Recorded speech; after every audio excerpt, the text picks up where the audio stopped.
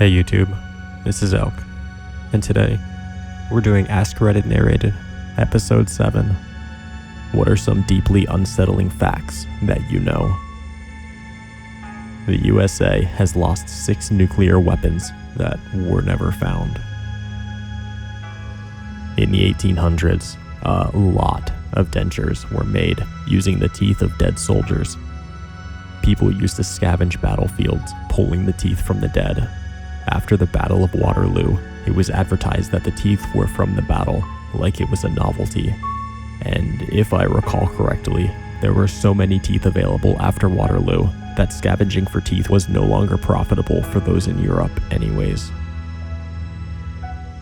Years ago, I remember watching an episode of the show Monsters Inside Me, where this 16-year-old kid was doing something outside, and a fly flew into his eye. It only made contact for about a microsecond, but it was enough time for it to lay eggs. After they hatched, they started eating his eye from the inside, and he was starting to go blind until a doctor finally figured out what was wrong.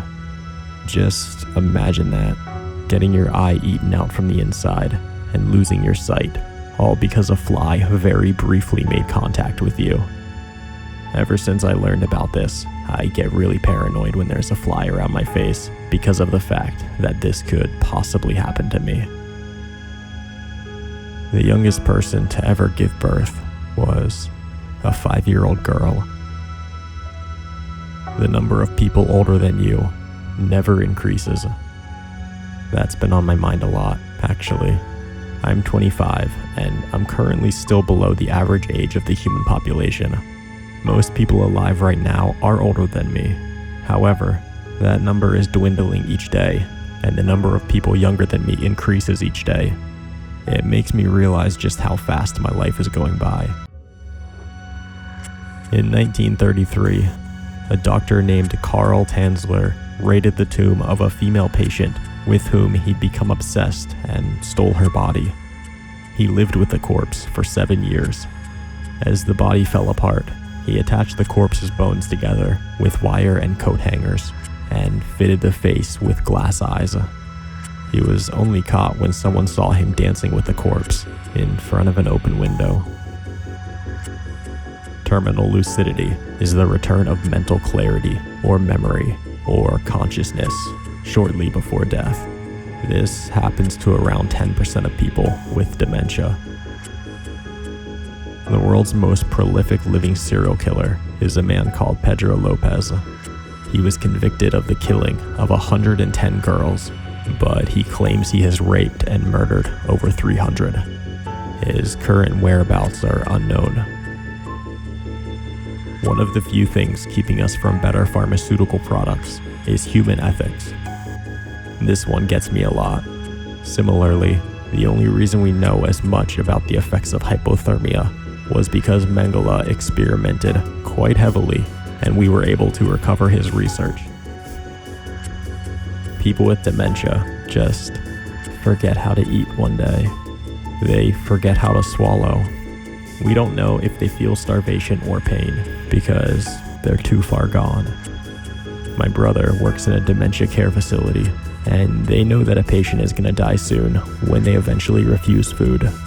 And we don't euthanize them, they just starve to death, and they never tell the families that. There were Holocaust survivors that died shortly after being liberated because their body couldn't handle the increased calories when they were fed by the soldiers that freed them. In 2018, my sister was murdered.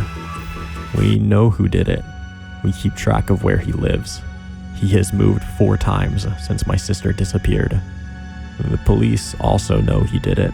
There's not enough evidence to bring him in or charge him. Her body has still never been found. If I go after him, he becomes the victim, and I won't be able to be a father to my children. He gets to be alive every day. He's a serial rapist. We suspect my sister was not his first murder. From our interactions with state police and FBI, my impression is that our situation, while a nightmare, is perhaps not as rare as you would normally assume or hope. With the permafrost and tundra thawing out, bacteria and other microorganisms that we know nothing about are becoming active again. In Mexico, there was a case of a woman with a thyroid problem. She worked in a department store. She started to have serious abdominal pains and told her employers about it. They ignored her. She went to the bathroom and then called emergency services, who arrived but were blocked by the superiors from entering. She was pregnant and didn't know because of the thyroid. She was having a miscarriage in the bathroom. After she came out, she was fired, but that's not the end of it. The store ratted her out for having a miscarriage. See, where she lives, abortions are illegal, and her situation was apparently cataloged as an abortion. She was thrown to prison, 16 years, for involuntary manslaughter. That was 2016, and even after many protests and media coverage, the state refuses to drop the charges, and the department store hasn't taken any responsibility about their acts. A convicted rapist managed to abduct an 11-year-old girl and keep her as a sex slave for 18 years, even forcing her to bear his children, all while being monitored by parole officers who remained clueless to what was going on for nearly 2 decades. I was on the USS Ronald Reagan in 2011. I worked on the flight deck. The ship responded for a humanitarian mission to Japan following the terrible tsunami. Upon arriving, we detected high levels of radiation and thought we had an issue with the reactor on the ship. The smart people on board, aka not me, eventually figured out that our ship was in a radioactive cloud released from Fukushima. The command staff immediately ordered all communications to our families, emails, phone calls, be seized.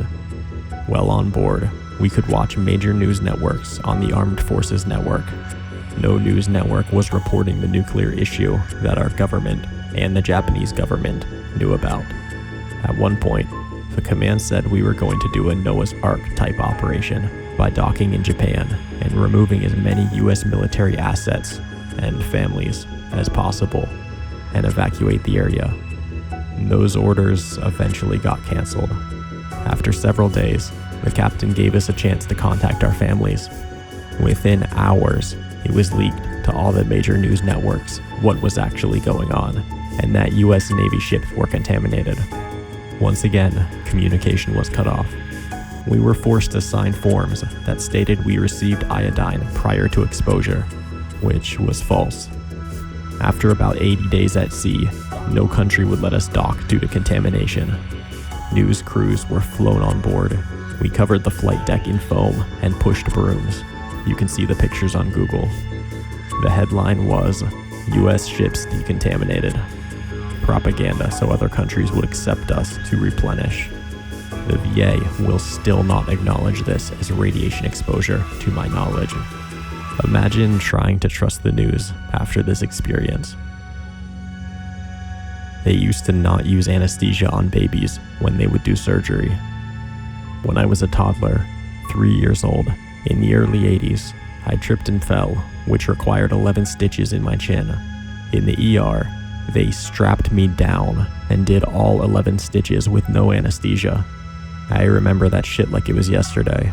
So painful, and I was screaming at the top of my lungs. My poor mother couldn't be in the room. Veteran criminals in the gulags would recruit naive prisoners for their escape attempts, called cows, for the sole purpose of eating them when they ran out of food in the Siberian wilderness.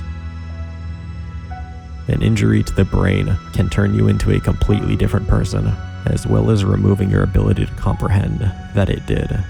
It doesn't even have to be a particularly bad one either. It just has to hit the right spot of your brain. I used to hate fresh tomatoes. Like, the concept of popping a cherry tomato in my mouth and munching it made me feel sick. A few years ago, I stood up too quickly under a low cupboard and smashed my temple full force off the corner. Felt fine that day, minor bruising. A few days later, I had a nosebleed in the shower and passed out from a crazy migraine. Turns out, I had a concussion. Anyway, now I love tomatoes. Like, since after the concussion, I love the little red guys. They're delicious. Looked into it, and apparently a bit of brain damage can completely change your preferences for food. That concussion changed my brain's perception of them, or something, and now I'll eat them without hesitation. I do often wrestle with myself as to whether I do actually like the tomatoes, or if my brain is just telling me that I do. That'll conclude today's Ask Reddit episode. Thank you so much for coming on this journey with me. If you liked the video, please consider liking and subscribing. Until next time.